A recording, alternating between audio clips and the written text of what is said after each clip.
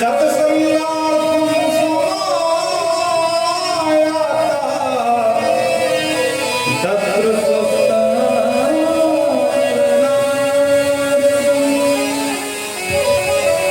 तत्र ऋषियों, एक बार की बात है, विशालापुरी धाम, जिसको हम लोग जानते हैं बद्री विशाल के नाम से, बद्रीनाथ।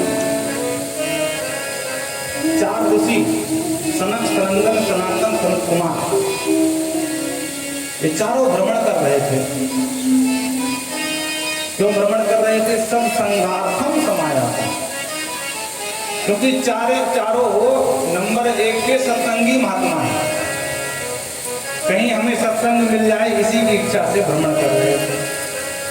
और उसी समय चारों ने देखा कि नारद जी हताश, उदास, निराश, परेशान भागे भागे चले आ रहे हैं। तो नारद जी को टोका, कथम ब्रह्मणदीन मुखः कुतः चिंता तुरो भवान्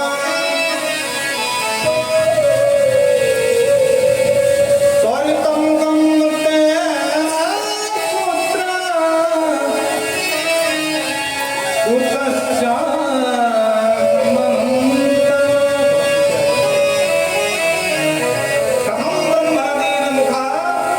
चारों ने एक साथ टोका नारद जी को, हे नारद भैया, ये भागे भागे कहां से आ रहे हो? और तुम्हारे चेहरे में दिन के 12 क्यों बजे हैं भाई? इतना क्यों परेशान हो? अपना विस्तार पूर्वक अपनी कहानी सुनो। तब नारद जी ने विस्तार से सुनाया। नारद जी कहते हैं, भैया जैसे तुम सत्संगी महात्मा, वैसे हम भी सत्संगी महात्मा। हमने मन में आज संकल्प किया कि चलो आज सत्संग करते हैं। ना पश्चिम चित्त छर्म मन संतोष कारकम, कहीं भी सत्संग जैसा वातावरण मुझे नहीं मिला। बोलो राधे राधे। सनकादियों ने कहा, नारद जी सत्संग तीर्थों में मिलता है, जहां संत निवास करते हैं, तो तीर्थों में जाना चाहिए। बोले महाराज, एक भी भारतवर्ष के तीर्थ नहीं छोड़ा। अच्छा, कहां कहां गए? तो तीर्थों के नाम गिनाना शुरू कर दिया। पुष्करम चा, प्रयागम चा, काशीम, गोदावरी तथा हरिक्षेत्रम, कुरुक्षेत्रम, श्रीरंगम सेतुबंधनम। हरिद्वार हो, काशी हो, प्रयाग हो, पुष्कर हो, सब जगह गया महाराज। पर ना पश्चिम को चिक्षर में मन संतोष कारक। फिर मैंने विचार किया कि देखो, संतों में आजकल पाखंड की प्रवृत्ति हो गई है। पाखंड का मतलब पापस्थ खंड ही पाखंड। जिन संतों को, जिन महात्माओं को धर्म का अंग होना चाहिए, वो पाप के अंग बने घूम रहे हैं। श्रृंगार तो जोरदार है, पर अंदर की स्थिति बड़ी खराब है। बोलो राधे राधे। समझ पा रहा नहीं? बहुत ऐसे कथावाचक है महाराज, तो सिर्फ श्रृंगार के ऊपर ही छाए हैं पूरे भारत में। भागवत की पोथी कभी पढ़ी भी नहीं और फिर भी कथा कर रहे हैं जोरदार। हाँ, अब फिर अज्ञानता की इतनी पराकाष्ठा कर जाते हैं कभी कभी कि भरी संतों के समाज में, विद्वानों के समाज में कहते हैं, हमारे गुरु जी ने कहा कि भागवत जी में राधा जी का नाम है। जब संत डांटते हैं तब अगर समझ में आती है कि भैया पढ़ना जरूरी है। बोलो राधे राधे। ये विवेक भी नहीं लगाते हैं कि इतने बड़े बड़े विद्वान इस भारत भूमि में हुए, आज तक किसी विद्वान ने नहीं कहा कि राधा जी का नाम भागवत जी में है। तो हो सकता है कि हमारा भ्रम ही हो। एक बार विद्वानों से पूछ ले। आधावंतों को राधावंतों पढ़ते हैं। बोलो राधे राधे। जिनको संधि का भी बोध नहीं है, कि आधावंत है कि राधावंत है, भटा में दे खैर प्रसंग में न जा करके। तो कहते महाराज भारत के कोई भी तीर्थ नहीं छोड़ा, सब तीर्थों में गया। फिर मैंने विचार किया कि संतों में आजकल पाप की प्रवृत्ति बहुत ज्यादा हो गई है, वेशभूषा जोरदार है पर अंदर कुछ नहीं मारा, सुन बटा सन्नाटा। बोलो राधे राधे। न ज्ञान की पूंजी है न भजन की पूंजी है।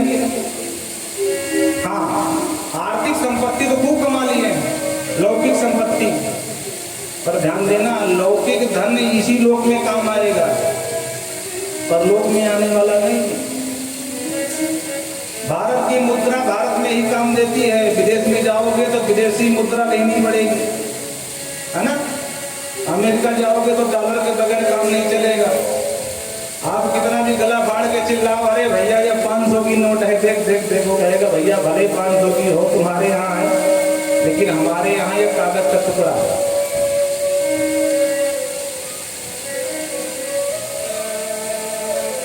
लेकिन राम नाम की वो संपत्ति है कि वो यहाँ भी चलती है और वहाँ भी चलती है। अरे हमारो धन राधा श्री राधा श्री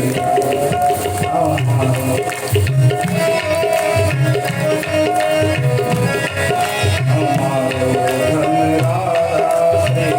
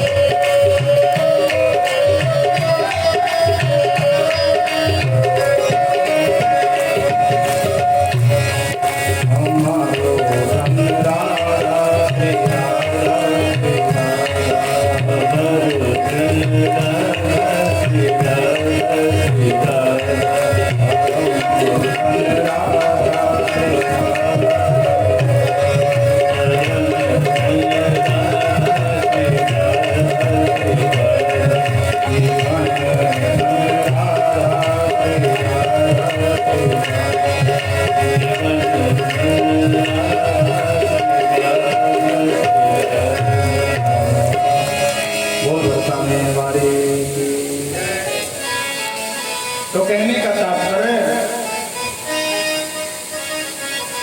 कहते हैं कि हमने फिर संतों को छोड़ा। हमने कहा भाई संतों के यहाँ माफ पड़ रहा है, चलो गृहस्थों को देख लेते हैं। तो मैंने गृहस्थों के यहाँ मैं गया, पर वहाँ अजीब विडम्बना देखा महाराज। तरुणी प्रभुता के श्याल को बुद्धि दायता, वहाँ तरुणी का ही प्रभुत्व चलता है।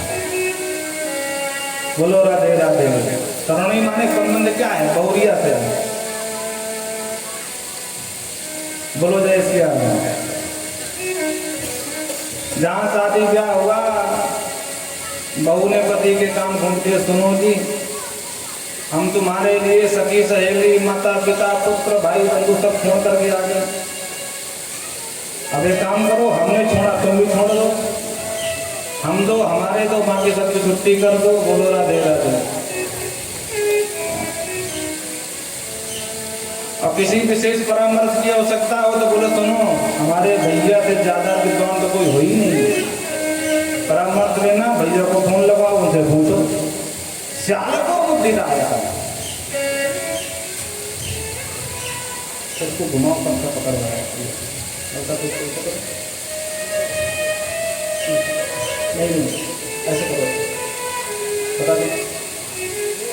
तो कहने का तात्पर्य ये है कि चालको बुद्धिदान का, और स्थिति ये बन जाती है कि गृहस्थी में महासंग्राम की स्थिति पैदा हो जाती है। घर घर में खटपट, सास की बहू से, बहू की सास से, पति की पत्नी से, सबसे महासंग्राम मचा हुआ है। क्यों?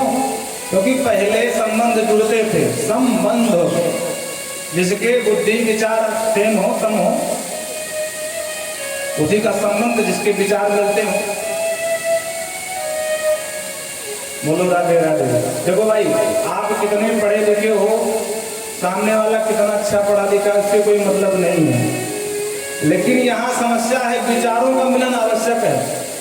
जब तक एक दूसरे के विचार नहीं मिलेंगे, बात बनने वाली नहीं है। जैसे आप जितने यहाँ बैठे हो, किसी न किसी पार्टी के समर्थक होंगे आप लोग। कोई भाजपा का, कोई कहाँ के पंजा वाला है, कोई साइकिल दौड़ाने वाला है। अब जिस पार्टी का आप समर्थन कर रहे हैं, उस पार्टी के राष्ट्रीय जो अध्यक्ष होते हैं, एक बार भी उनके सामने राम राम करने का भी नंबर ना आया हमारा, फिर भी आप उनका समर्थन करते हो। क्यों? क्योंकि उस पार्टी के अध्यक्ष के विचार से आपसे मिलते जुलते हैं। आप भी उसी विचारधारा के हैं जिस विचारधारा के पार्टी के अध्यक्ष हैं। यहाँ विचारों का आदान प्रदान और मिलन बहुत आवश्यक है। बोलो राधे राधे।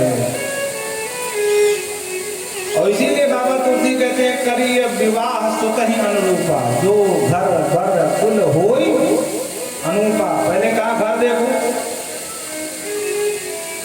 फिर बर देखो, और तीसरा नंबर लगाया कुल। कुल भी अवश्य देखिए भाई, कुलीन है कि नहीं, क्योंकि कुल का संबंध है आपकी प्रतिष्ठा से।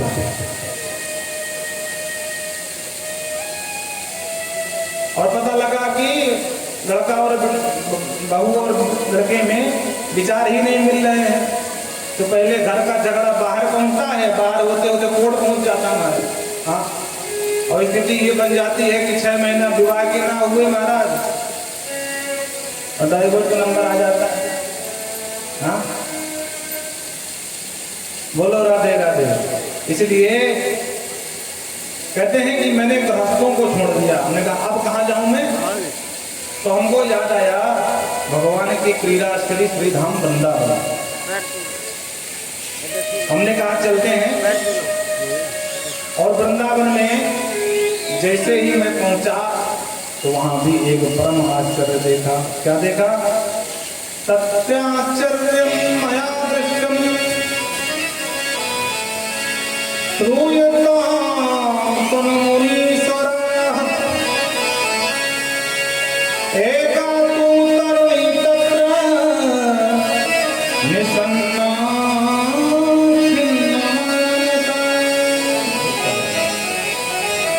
हमने देखा एक युवती बैठे बैठे रो रही है, 2-4-5 उसकी सहेलियां हैं, सखियां हैं, कोई पंखा जल रही है, कोई आंसू पोंछ रही है, कोई जो है पानी पिलाने का प्रयास कर रही है। उस तरुणी के सामने, युवती के सामने 2 बुड्ढे पड़े हुए हैं। तो हमने दूर से देखा, हमने विचार किया भैया ये नारद ये क्यों रो रही है? ओहो, लगता है वृंदावन में है और बिहारी जी के दर्शन नहीं मिले। तो जाता हूँ माता जी का कोई पूछता हूँ क्या बात है, मार्गदर्शन करूंगा। मैंने ये योजना बना ही रहा था, फिर मैंने विचार किया कि देखो माताएं ही माताएं हैं, देवियां ही देवियां हैं, और इनका तो स्वभाव होता है एक पक्ष में हंसती हैं, एक पक्ष में रोती हैं।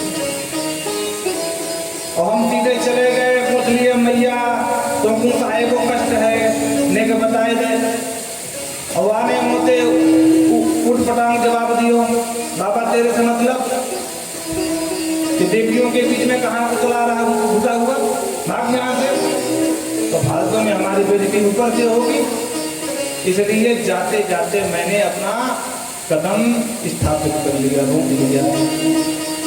और जो लौटा मैं, लौटते हुए देवी ने मुझे देख लिया और बड़ी वेग से चिल्लाई, भो भो साधो क्षण तिष्ठ मच्चिंता मपिनाशय।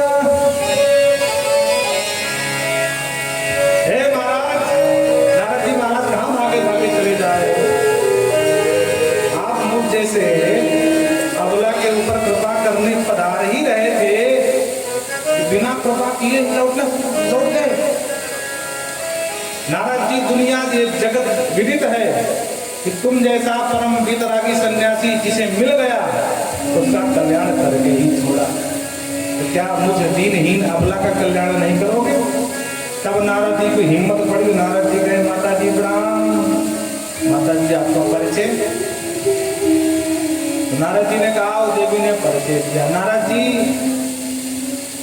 मैं कर्नाटक में पली बढ़ी, महाराष्ट्र में कई जगह सम्मान पाया और गुजरात जैसे राज्यों में मेरा खूब तिरस्कार भी हुआ। सबसे बचते बचाते, बोलो राधे, बच्चों को काम करो, बचते बचाते मैंने श्रीधाम वृंदावन के लिए रुख किया। तो गुजरात जैसे प्रांत में मैं जीर्ण शीर्ण हो गई थी। वृंदावन पुनः प्राप्त नवीनेव स्वरूपिणी।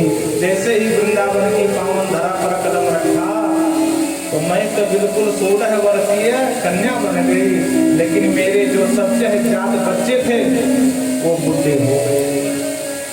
इमो तनयो मतो, दोनों मेरे बच्चे हैं और ज्ञान वैराग्य नाम, ज्ञान वैराग्य उनके नाम है।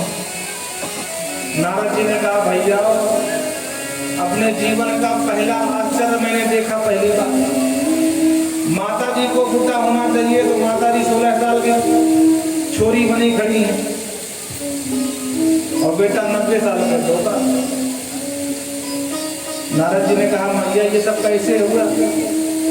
उस देवी ने कहा कि नारद जी, काल योगे न जर्जरो, यही तो काल की विडंबना है।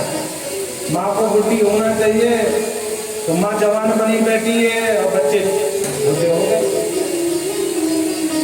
और नारद जी सुन लो, अगर मेरे बच्चे स्वस्थ नहीं हुए, इनका रोग ठीक नहीं हुआ तो इदम स्थानम परित्यज्य विदेशम गम्यते मया, मैं भारत को छोड़ करके अमेरिका चली जाऊंगा। बोलो राधे राधे। विदेशम गम्यते मया, स्पष्ट कह दिया भागवत में। नारद जी ने हाथ जोड़ा, रे भैया भक्ति महारानी, जिसको देखो वही विदेश तरफ भागा। कहीं अगर आप भी पलायन कर गई तो जो थोड़ा बहुत सत्कर्म दिख रहा है ना, वर्ते वर्ते प्रमाण जाता मंगलम ना विदर्शते, जो रामायण गीता भागवत ये सब होती है ना मैया, सब बंद हो जाएगी। इसलिए कृपा करके यहीं ठहरो।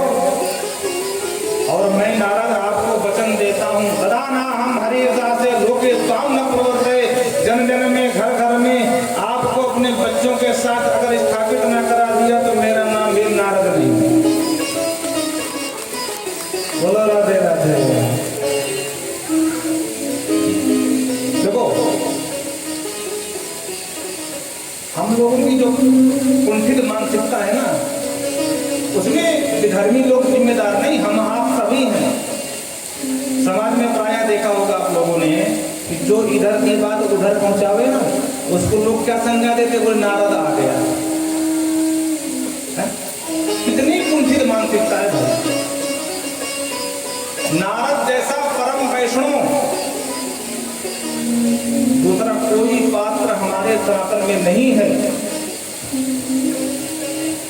आज वाल्मीकि जैसा महाकाव्य, आदि काव्य जिसकी संज्ञा मिली है, वो किसकी देन है? नारद जी की। नारद जी आए, वाल्मीकि को उपदेश दिए, तब वाल्मीकि जी ने वाल्मीकि रामायण जिसे हम कहते हैं उसकी रचना करी। जिस भागवत को सुनने बैठे हो वो भागवत किसकी देन है? हाँ, आप लोग तो भागवत सुनते हो भाई, आजकल तो टीवी में बह रही खूब, नारद जी की देन है।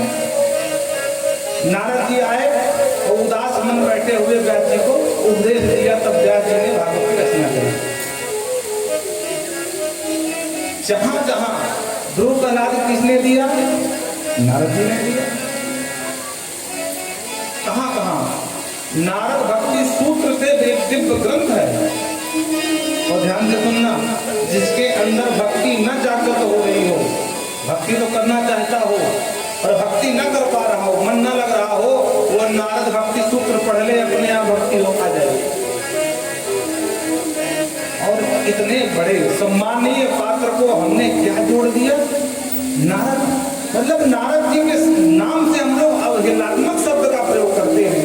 बड़ी पीड़ा होती है, बुरा मत मानना, क्षमा करना है कि नारद जैसा परम पात्र जिनको सम्मान मिलना चाहिए समाज में, और हम आप सब इसके जवाबदार हैं। तो आप सभी से प्रार्थना है कि आज के बाद ये भ्रम, ये मिथक तोड़ देना। अगर कोई इस तरह का शब्द संबोधन करता है तो तुरंत तोड़ देना कि नारद जी को पढ़ा है, नारद जी को जानते हो, मुंह उठा के बोलिए नारद जी कौन है पता है, उसको डांटो। हमारे धर्म का जो ह्रास हो रहा उसके कोई और नहीं, हम खुद जिम्मेदार है।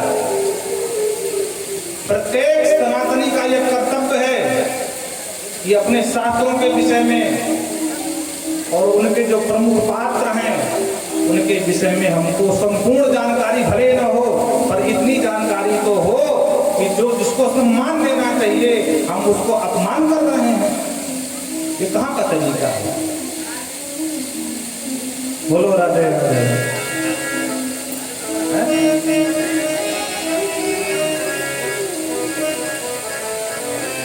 कहने को तो बहुत कुछ है, लेकिन 7 दिन बहुत समय है। इस समय महात्मा गाने बैठे हैं, तो तात्पर्य ये है, कहते हैं कि हमने, नारद जी ने कहा हम आपको घर घर में जन जन में स्थापित करेंगे। भक्ति महारानी ने कहा कि मुझे क्या करना होगा? तो बड़े ही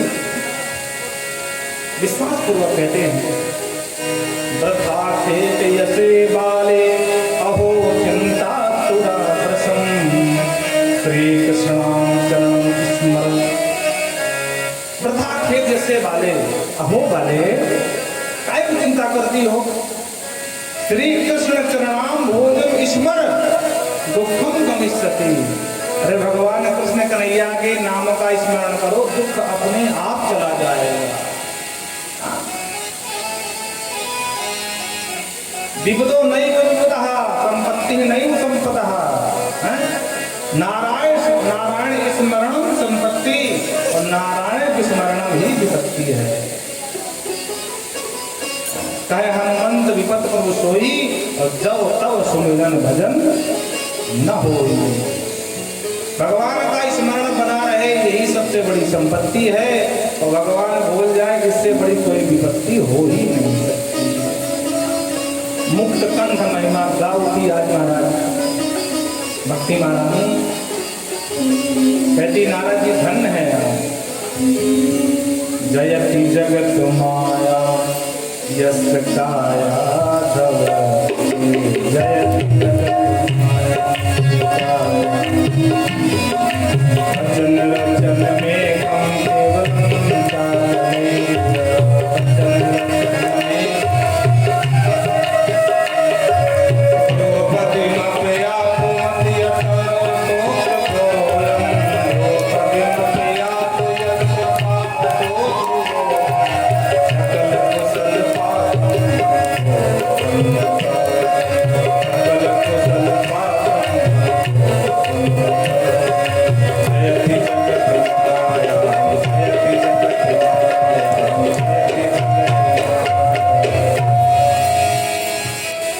कहती जय हो।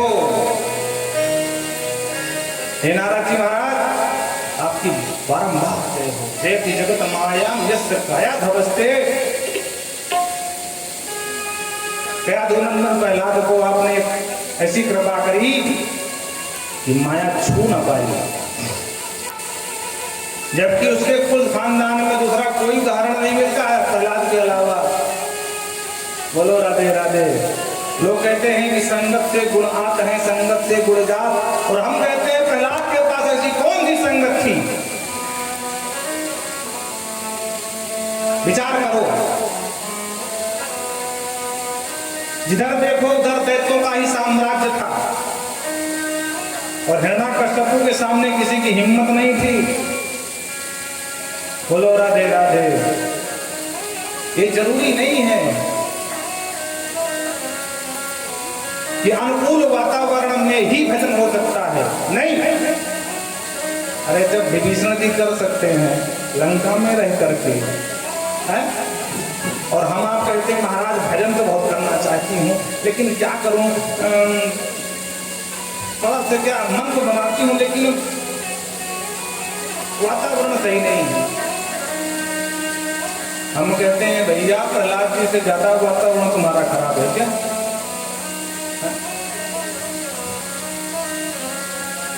बोलो राधे राधे। होनहार बिरवान के हो चीखने बाद, जन्म के साथ ही उसके भविष्य का आकलन विद्वान लोग कर लेते हैं। वो किसी भी कुल खानदान में हो,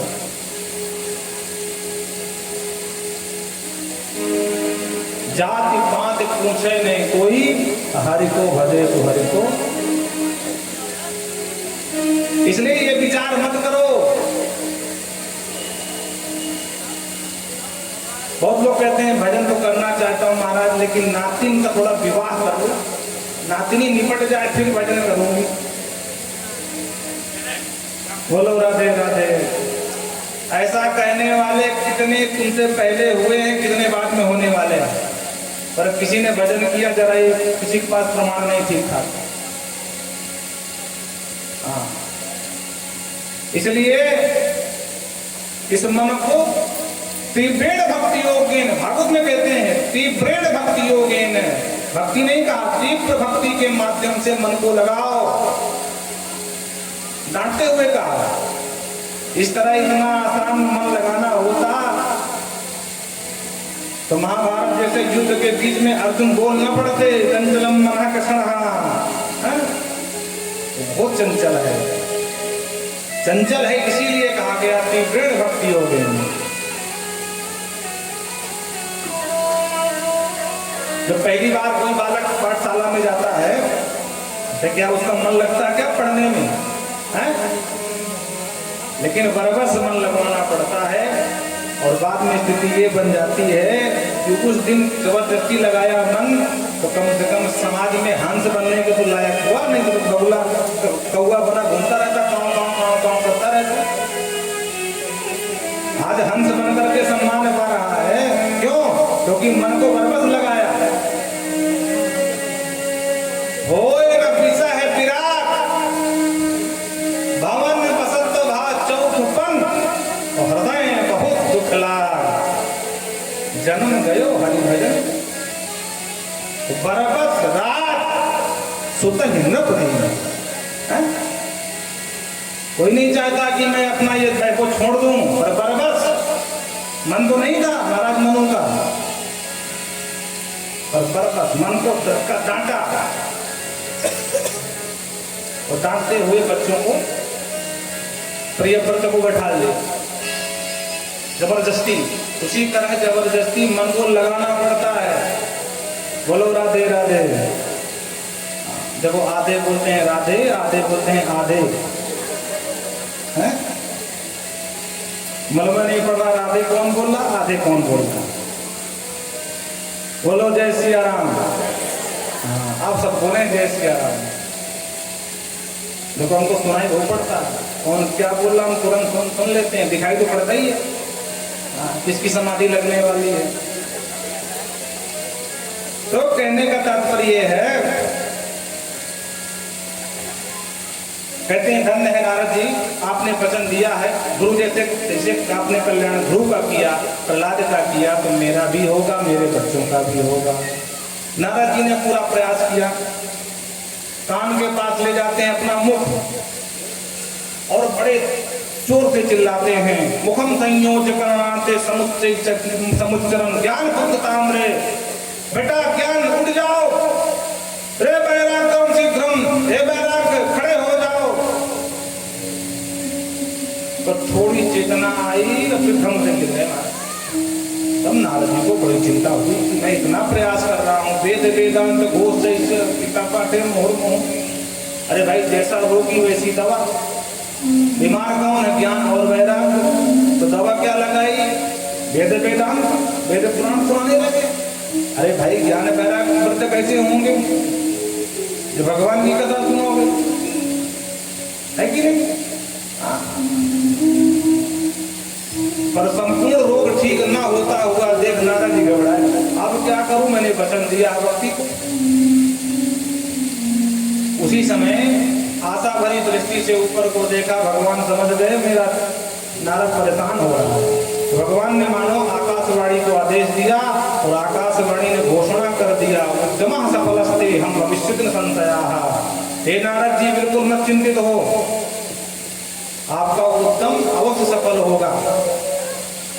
नारद जी ने कहा कब सफल होगा वो तो बता दो। बोले जब सत्कर्म करोगे तब सफल होगा। नारद जी चक्कर खा गए, इधर्थम तो सत्कर्म। नारद जी ने कहा अभी तक क्या मैं कर रहा था भाई, सत्कर्म नहीं है। वेद वेदांत गीता पाठे मुहुर्मुहु, बार बार गीता का पाठ सुनाया। सत्कर्म ये नहीं क्या? आकाशवाणी ने कहा हमें पता नहीं है। अरे तो देवी पता किसे होगा? बोले जाओ तो संत बताए। अब नारद जी और चक्कर में पड़ गए। गजब की भविष्यवाणी हुई है, हमारा उद्यम सफल होगा, सत्कर्म करेंगे तब सफल होगा। पर कौन सा सत्कर्म करें ये बताया नहीं, अथवा कोई संत बताएगा, जाओ पूछ लो, किसी संत का नाम बता देते। तो स्थिति ये बन गई, न दवा का नाम बताए न डॉक्टर का नाम बताए। बोलो राधे राधे।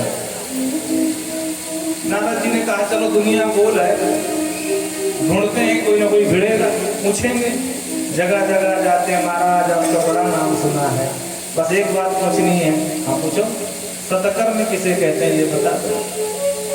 तो वही राम राम कर लेता, वाह नारद जी ब्रह्मा के बेटा, दुनिया में तुम्हारी गति और हमसे पूछते सत्कर्म किसे कहते हैं, फालतू में कहे बेइज्जती कर रहे हो, यहाँ से पधारो।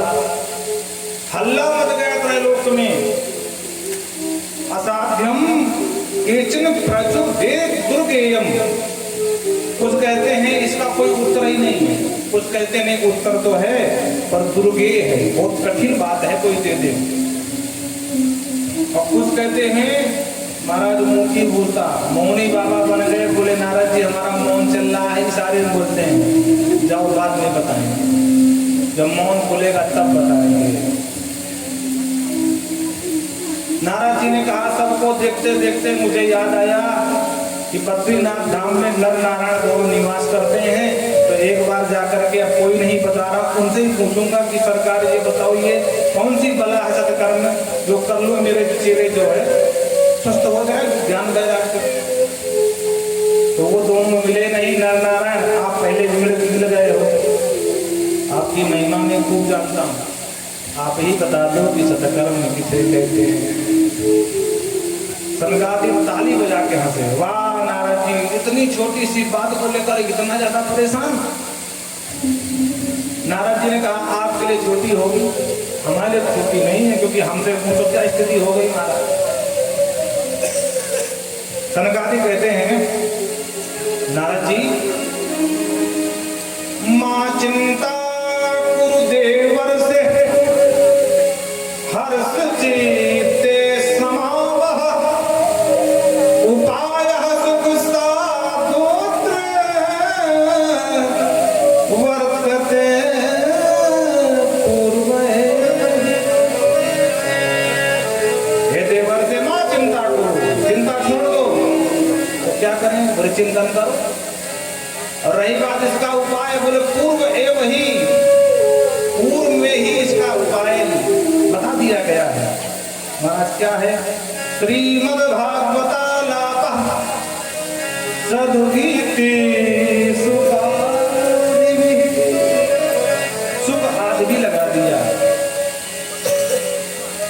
सुखदेव और आदि सुखदेव जी, सूत जी महाराज, सनकादि जी, बड़े बड़े ऋषियों ने इसी उपाय को किया है। उसका नाम है श्रीमद् भागवतालापः। जाओ अपने दोनों रोगियों को भागवत सुना दो और दोनों स्वस्थ हो जाएंगे। बोलो राधे राधे। नारद जी ने कहा, वाह महाराज आपकी खूब जय हो, भागवत सुनाने से उनको लाभ हो जाएगा। हमने तो वेद वेदांत सुनाया है, आप भागवत की बात कर रहे हो। तब सनकादि कहते हैं, नारद आप जैसा परम विद्वान पढ़ा लिखा भी अगर संशय करे तो बात समझ में नहीं आती है। कोई सामान्य सा व्यक्ति है प्रश्न खड़ा करे तो बात समझ में आती है, आप तो ऐसी ही बात कह रहे हो जैसे कोई कहे भाई आम बहुत मीठा है, तर्क देवे कि आम तो आम के पेड़ से हुआ, तो आम मीठा तो आम का पेड़ कितना मीठा होगा। आम का फल फेंक दे और पेड़ की डाली चूसने लगे तो क्या जो मिठास आम में मिल रही है वो पेड़ की डाली में मिलेगी क्या? आमूलाग्रम। उसी तरह है, तुम भले कह रहे हो कि मैंने वेद वेदांत सुनाया और वेद से ही भागवत निकली है, तो जो लाभ भागवत से होगा वो वेद से होने वाला नहीं है। प्रेम से बोलो राधे। नारद जी ने कहा, एक बात आज समझ में आई कि पढ़ लिख कर कोई कितना बड़ा पंडित क्यों बन जाए, लेकिन आप जैसे तत्व ज्ञानियों का संग जब तक नहीं करेगा तो तत्व बोध नहीं होगा, आत्मकल्याण भी नहीं कर पाएगा। नारद जी ने कहा, महाराज सत्संग के लिए तो हम घूम ही रहे थे, तो कम से कम आप ही सुना दीजिए भागवत, सत्संग हो जाएगा। सनकादियों ने कहा कि हम भी सत्संग की इच्छा से थे, कोई सुनाने वाला मिल जाए, पर सुनाने वाला नहीं मिला, कम से कम सुनने वाला मिला है। चलो कथा प्रारंभ करते हैं। तो कथा प्रारंभ करी महाराज। और सनकादि कहते हैं, नारद जी भाग्योदयेन बहुजन्म समर्जितेन सत्संगमं च लभते पुरुषो यदा वै। जन्म जन्मांतर कल्प कल्पांतर युग युगांतर के जब पुण्य उदयस्त होते हैं तब जाकर के दिव्य भागवत का लाभ मिलता है। यह सर आवत अति कठिनाई, राम कृपा बिन आओ न जाए। गंगा द्वार समीपे तू तत्मानंद नामकम। गंगा द्वार महाराज, गंगा द्वार का मतलब हरिद्वार। हरिद्वार में कथा प्रारंभ हुई और जैसे ही कथा प्रारंभ हुई तो बड़े बड़े ऋषियों के नाम गिनाए। भृगुर्वशिष्ठश्च उनश्च गौतमो मेधातिथिर्देवो देवरातो रामस्तथा गाधसुतश्च साकलो मुकंडकोत्तरादा। बड़े बड़े भृगु हैं, वशिष्ठ हैं, चमन हैं, पिपलाद हैं, अत्रि हैं, विश्वामित्र जी हैं, परशुराम जी बाबा हैं, पाराशर, ये सब दौड़ करके आए। जितने पुराण हैं 17 समूह 17 पुराण रूप लेकर के पधारे महाराज मूर्तिमान। जितनी गंगा आदि नदियां हैं सब पधारी। जितने बड़े बड़े पर्वत हैं वो भगवान की कथा सुनने पधारे।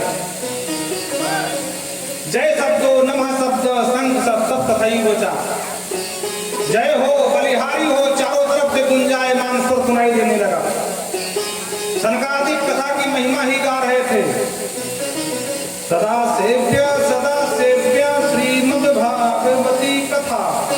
हे नारद जी, ये भागवत की कथा सदा श्रवण करने योग्य है। जब मन करे तब सुनो। दिनानाम नियमो नास्ति, दिन आदि का कोई नियम नहीं। इसको सुनने से भगवान जो चित्त चोर है वो चित्त में आकर के चिपक जाते हैं। न गंगा न गया काशी न पुष्करम न प्रयागम। भागवत की क्षमता कर ले, गंगा में सामर्थ्य नहीं है। गंगा वैसे पापियों का पाप धोने का काम करती है, पर जिस प्रकार से सफाई भागवत जी करती है वो गंगा में सामर्थ्य नहीं है। जन्म कोटि कतम पापम। गंगा जी में तो एक जन्म के पाप कटेंगे, पर भागवत जी में अनेक जन्म के पाप कटते हैं। और जो इतने दिव्यतम भागवत की कथा सुनने नहीं आते हैं उनके लिए कहा आजन्म मात्र मपीन सठेन किंच, वो सबके समान है। खरवत वो गधे के समान है, पशु के समान है, भूई भार रूपम वो पृथ्वी का भार रूप है, वो जड़ है, वो मुर्दे के समान है, सौ है। बोलो राधे राधे। नारद जी खड़े हो गए, बोले महाराज आप कथा सुना रहे, गाली सुना रहे हो, कभी गधा बोलते हो, कभी पृथ्वी का भार बोलते हो, कभी कुछ बोलते हो। बोले हम नहीं बोल रहे हैं, तो फिर कौन बोल रहा है? कहते हैं मेवम वदन्ति दिवदेव समाज मुख्या। जो देवता भागे भागे आए थे कथा सुनने के लिए, बाबा सुखदेव ने कथा नहीं सुनाई। वो जब देखते हैं कि भागवत की कथा हो रही है और इनको घर कार्य से ही छुटकारा नहीं है, तो वो गाली देते हैं कि देखो देखो अभागों को कथा की गंगा बह रही है, इनके पास समय नहीं, गोता लगा ले। तेने अम्बांगमयी मूर्ति प्रत्यक्षा वर्तते हरे। कहते हैं ऋषियों, ये पोथी सामान्य पोथी नहीं है। जिस प्रकार पत्थर की मूर्ति होती है, सोने की मूर्ति होती है, लकड़ी की मूर्ति होती है, उसी प्रकार ये शब्दकार ब्रह्म है, शब्द स्वरूप है, मूर्ति है भगवान की। इसको छूने से, इसको प्रणाम करने से, इसका श्रवण सुनने से वैकुंठम फलदायकम, वैकुंठ को प्राप्त कराने वाली। मुक्तकंठ महिमा ही गा रहे थे कि उसी बीच सबने देखा भक्ति महारानी का आगमन हो गया। भक्ति सुतौ तौ तरुणौ विहितो प्रेमैक रूपाय सहसा विराजे।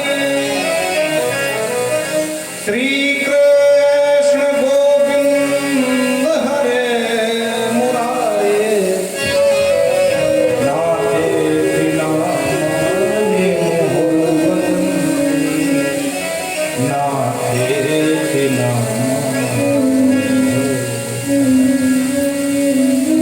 भगवान गोविंद के नामों का बारंबार गान करती हुई एक महिला प्रकट हुई है। जो ध्यान से देखा तो भक्ति महारानी थी और दोनों बच्चों के साथ टाटा भैया करती, संकीर्तन गाती, नाचती थिरकती दिखाई पड़ी।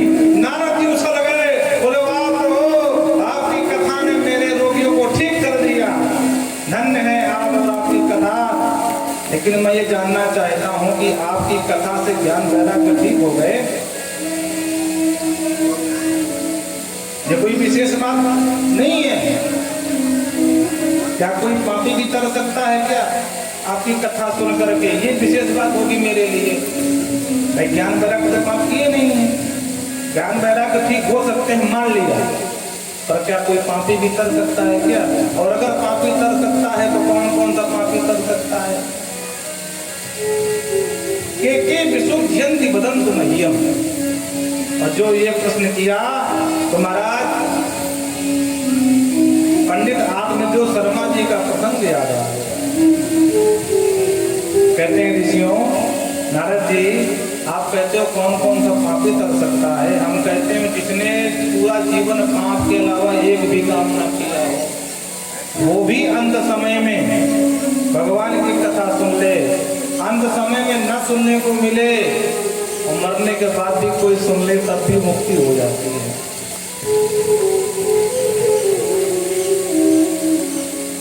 ये मानवा पापकृतस्तु सर्वदा सदा दुराचाररता विमार्गः क्रोधाग्निदग्धां कुटिलाचक्रमिमां सप्ताह यज्ञेन ये मानवाः, कोई भी मानव कितना ही पाप क्यों न किया हो, लेकिन सप्ताह यज्ञेन कलौ पुनन्दिते। इस कलयुग में कहते हैं बस सप्ताह ज्ञान यज्ञ में आकर के ईमानदारी से बैठ जाए और भगवान की कथा सुन ले तो उसका भी कल्याण हो जाएगा। किसी का हुआ महाराज कि आप फालतू में लंबी लंबी हाँक रहे हो, बोलो राधे राधे, तो बोले ध्यान से सुनना। एक हम आपको पुरातन इतिहास सुनाते हैं। इतिहास का मतलब पुरानी बात, इतिहास की बोली जाती है पुरातन। ये भैया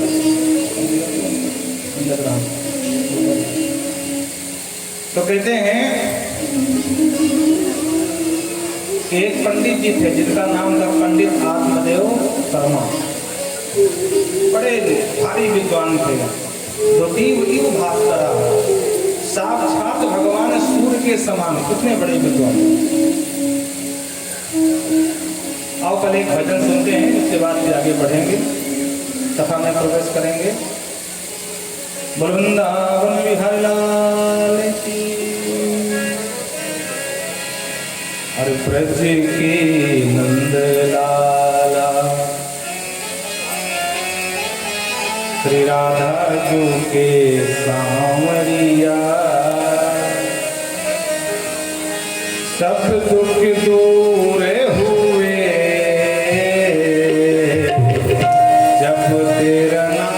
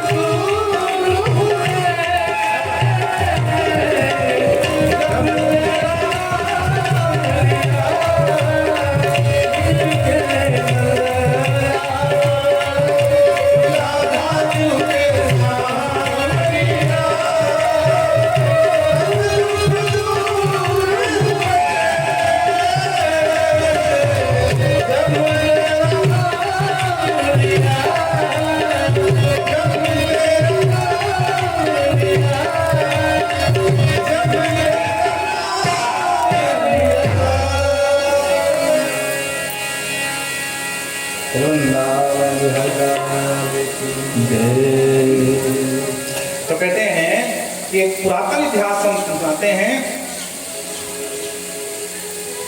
अर्थते कीर्तयिष्यामि इतिहासं पुरातनम् यस्य श्रवणमात्रेण पापहानि प्रजायते।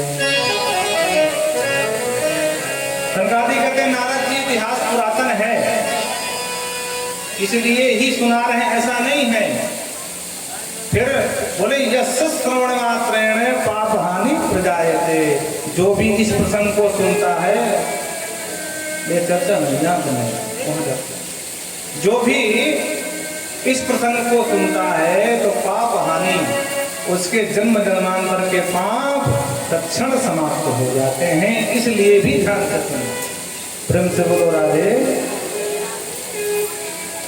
तुंगभद्रा नदी के पावन तट पर एक उत्तम नाम के नगर में एक पंडित जी निवास करते थे। नाम था पंडित आत्मदेव शर्मा। पंडित जी बेचारे सीधे सच्चे थे, बड़े भारी विद्वान थे, तो जैसे तैसे जीवन यापन कर रहे थे। पंडितानी बड़ी खतरनाक मिल गई महाराज, जिसका नाम था श्रीमती धुंधली देवी।